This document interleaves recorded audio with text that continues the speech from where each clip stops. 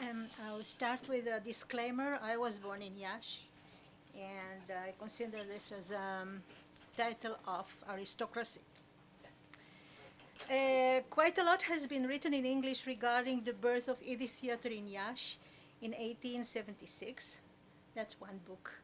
But very little, particularly in Romanian, about the subsequent century of theatrical activity in the city, which culminated with the unique state Jewish theater, TES, during the communist regime. I would like to explore the role that TES played in the urban space of the city of Iași, its visual presence, and how it filled the place once held by religion, as the playwright Avram Goldfaden, the father of the Yiddish theater, put it.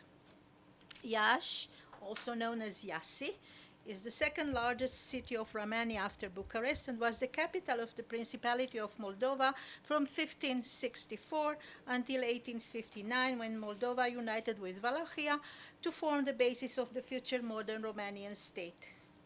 The city was the home of the most numerous and most important Jewish community in Romania. And here, I don't know how to, I don't know how to point out. This is a cosmopolitan fair, meaning that most of the people are in Ottoman Empire in 1845, but here we can see, Orthodox Jews. It used to be identified as a Jewish city, with around half the population being Jewish at some points. What most of the Jews of Iași had in common was the Yiddish language. In 1855, Iași was the home of the first ever Yiddish language newspaper, Korot Haitim. Jewish musicians played an important role as preservers of Yiddish folklore, as performers and composers, and paved the way for Goldfaden's arrival in the city. The Hebrew words of the song Hatikva were written in Iași in 1877 by the Zionist Naftali Herz Imber, and in 1878 a group of Maskilim established the Ohalei Shem Cultural Association, whose purpose was to develop the Hebrew language and spread Jewish culture. Compared to other cities with a major Jewish population, the atmosphere was religious and traditional, yet at the same time liberal. Goldfaden came to Romania, to Iași, in 1876, a year prior to the Russo-Turkish War, at a time when the necessity for a Jewish theater was becoming clear, thanks to the stimulating example of the Romanian theater that was striving for self-affirmation. Goldfaden staged a public recital of his songs in the garden restaurant of Shimon Mark, Pomul Verde, the Green Tree, next to the site where the new building of the National Theater would be built 20 years later. Instead of a simple recital, Goldfaden broadened it into something of a vaudeville. He acted in the show together with Israel Grodner and Sucher Goldstein, and it was a great success. The establishment of the Yiddish theater generated an outburst of creativity and chaotic energy, culminating in a number of itinerant troupes traveling across Yiddish-speaking regions, the Yiddish land, mainly Bessarabia, Romania, Bukovina, and Galicia, and even reaching Paris and London. And Sholem Aleichem bases the novel Wandering Stars on his experiences with those touring companies. That it starts in Holonești, in Romania. For the next half century, the Green Tree Garden continued to host Yiddish theatrical activities. And we can see here posters, mostly in Yiddish and Romanian. That's 1892. It became the center of an effervescent artistic practice. Okay. When Romania joined World War II on the side of Nazi Germany, the city of Iași became the sad location of a devastating pogrom. More than 12,000 Jews of the city were murdered. The victims were buried in mass graves in the Jewish cemetery. A third of Iași Jewish population has disappeared. The Green Tree Garden closed its doors. Yiddish theater in Iași ceased to exist. After World War II, Romania became a communist country.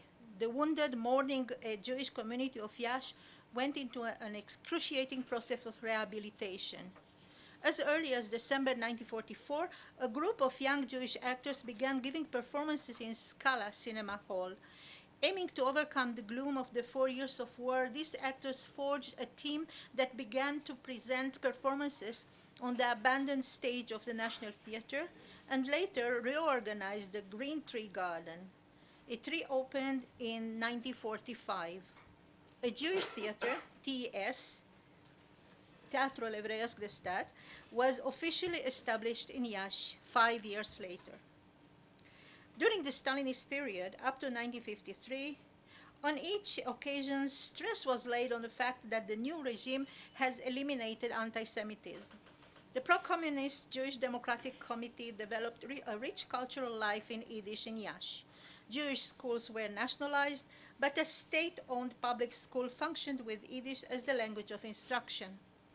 Victims of the pogrom were commemorated every year with the participation of local authorities. Concomitantly, religious life was minimalized. The Great Synagogue was restored and declared a historical monument, yet out of more than 100 synagogues prior to the war, only a handful of them continued to exist. Communist ideology discouraged and even fought against any form of faith. Religion is the opium of the people. The intellectuals of Iași included many Jewish academics, scientists, writers, journalists, doctors, lawyers, and engineers. Iași became an example used by the communist regime to claim the improvement of the Jews' situation in Romania. On December 21, 1950, TES Iași began officially its first season. That's the Green Garden from outside. It doesn't exist anymore. That's how it was in the 50s. In 1956, took the name of Avram Goldfaden on the 80th anniversary since its creation. Furthermore, the building of the former Phoenix Cinema on Gundu Street was handed over to the Jewish Theater, which now had 2 official stages. This one was also, it says it's, you can turn it around, Teatro Evreiesc de Stat. Okay. The beginnings of TES Iași were slow. Theatergoers were suspicious about this state-funded institution. One of the actors, Ariel Leon Laish, describes their skepticism. In order to reach out to the audience who did not want to come to us, we went to them in the cultural clubs that were in the heart of the Jewish neighborhood.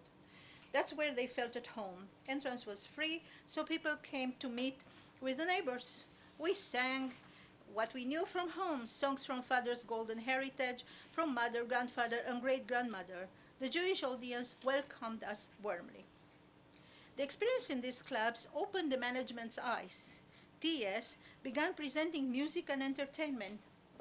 Here you can see again all these posters in Romanian with a little Yiddish. And again, Gesangfon, I don't. Okay, I don't know Yiddish. My parents don't talk Yiddish. Okay. At last, the Green Tree stage was resurrected. They began presenting music and entertainment, including songs, dances, and humor. The success was above all expectations.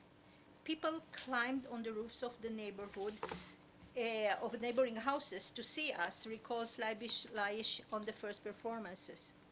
As in Goldfaden's days, the songs from the shows became hits in family celebrations, meeting of friends on the Jewish street.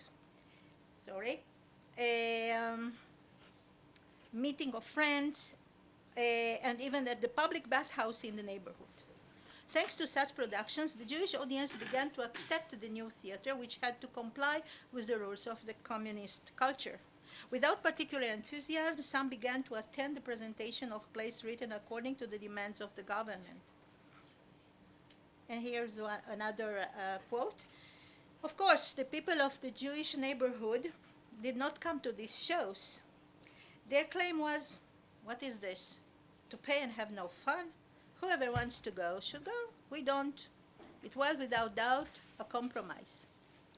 Sometimes, yes, in random encounters, the audience, would tell us in a paternalistic way, poor guys, you have no choice. Yes, we all have to dance to the sound of the communists' violin. Looking for new trouble? Don't worry, we love you. You're our children, we feel it. What to do? You must eat too, and salaries are paid by those in power, so you should also give them a bone to nibble on. The existence of TES became more and more present in the public sphere with posters and announcements of a variety of performances. Here we can see Tevi the milkman, and here is the performance. Israel Berkovich enumerates the whole repertoire of the theater year after year, a rich gathering of Yiddish plays as well as classical drama in translation. He names those who made TES Iaṣi the pride and joy of the Jewish community. Okay.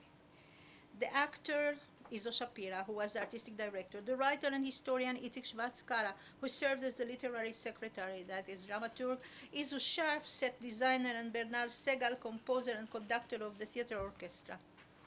Leading actors of the theater included Abraham Naimak, Ruchel Heller Shapira, Nusha Group Stoyan, Marcel Finkelescu, and the oldest Jewish actor in Romania ever to act on the stage of TES Iași, Solomon Friedman.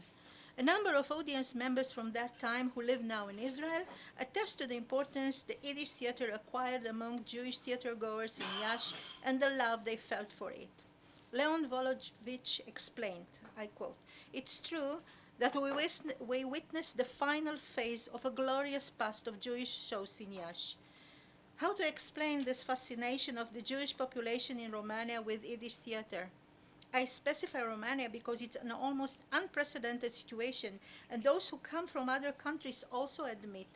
I remember the excitement when I was a child and as an adolescent until I left Romania, and I remember very well what this theater meant for the Jewish public of all social categories, of all ages. These shows were like a kind of ceremonial, or rather sacred activity. It was inconceivable that a Jewish family would not go to the Jewish theater." And here, Shmaya Goshen explains. There was a very special atmosphere at the Green Tree. For instance, the show had to start at 8 o'clock. On the posters, they would announce 8:30 sharp. Usually, all the people met and talked. Half an hour passed. It was actually more a kind of club. There were snacks and drinks. It was like a party. Then someone would shout, "Shah, silence." That was instead of the cane of the Comédie Française, which announces the start of the show. As a historian, Leon Volovich also analyzes the status of TES. It was a theater that endured ideological control and censorship, but at the same time it performed the traditional repertoire and the extraordinary Yiddish theater, beginning with Goldfaden. I think that for the Jewish population, this theater filled a void. Of course, we also went to the National Theater in Romanian, but Yiddish was a theater we believed in. And Leibish Laish testifies to the feeling of sacredness of the Green Tree Theater. When they renovated the stage of the Green Tree Garden, they wanted to replace the wooden boards. Lazar Moscovich objected loudly. On these boards, Goldfaden acted for the first time. No one touches them. Although the theater was packed every evening and was felt to be a precious heritage, some scholars view the function of the Jewish theater in Romania as similar to the function of the communist press and other cultural institutions. It had, writes Elvira Gronziger, to improve the political and cultural level of working-class Jews, to mobilize them for the fight for peace and socialism in order to gain a bright future in the true homeland, Romania. And she adds, I quote, "With the declared aim of contributing to the progress of mankind, the Jewish state theater became at this time an important tool of Stalinist, massive, anti-Zionist and anti-Israeli propaganda proliferated by Jewish survivors of the Holocaust, which was then still a very fresh and actual national as well as individual trauma," unquote. Intriguingly enough, Goldfaden's prophecy that Yiddish theater would fill the place once held by religion was realized by the Stalinist Romanian regime of the 50s. However, Corina Petrescu argues that the Jewish community continued to represent an alternative space to the social political reality of the time. People came together, discussed specific problems, exchanged rumors, debated, and told jokes, poking fun at the political reality. Thus, TES contributed to the formation of an incipient civil society, even though, according to Gronziger, every program had to be accurately described and submitted to the state councils for previous approval. As the state gave the money, it controlled the work of the theater. Its actors and staff were, of course, under close supervision by the authorities wherever they were. But the word censorship never appears in the official glorifying descriptions of the situation. Unquote. In the late 50s, the beginning of 60s, and during the 70s, most of the audience and actors left for Israel. Only a few hundred Jews have remained in Iaṣi. In 1963, TES closed its doors. In 1976, a statue of Goldfaden was placed where the Green Tree Theater used to be. A few years later, the Green Tree building was demolished. Some Yiddish shows played in Iaṣi after the theater's demise. There were a number of tours by companies, and in 2002, the first international festival of Yiddish theater, named after Avraham Goldfaden and dedicated to his memory, was launched in Iaṣi. Yiddish troops from all over the world performed for a number of days on the stage of the National Theater. On the first day of the festival, a small obelisk was unveiled on the same spot where the famous Green Tree Theater had functioned. The inscription in Romanian on the obelisk reads, "Here was established the world's first Jewish theater, the Green Tree, founded in 1876 by Avraham Goldfaden. The Council of Iaṣi, October 2002. Unfortunately, the International Theater Festival took place only once more in Iași in 2003. In 2016, the festival was renewed by the Jewish Theater of Bucharest and had been annually active since then. In 2009, posted. Oh, that's another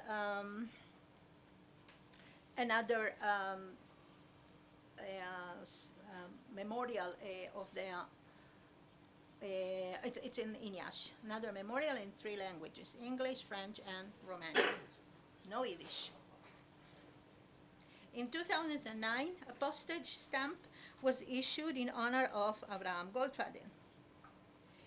The Jewish Theater Museum opened in Iași in 2021, offering a glimpse at the life of the Yiddish language on the stages of the city. An exhibition of posters, mostly in Romanian. Here we can see some of the posters that they collected, and some costumes, more costumes, and more posters. To conclude, the Yiddish theater in Iași accompanied the Jewish community through the generations, constantly mirroring each other. It was to a large degree allied with the process of secularization of the community, offered an alternative space to the social political reality of the time, and made the Yiddish language present in the public sphere. When, as part and parcel of the communist ideology, minority languages and religion in Romania were discouraged, the Yiddish theater became the last fortress of Jewish identity in Iași. Thank you.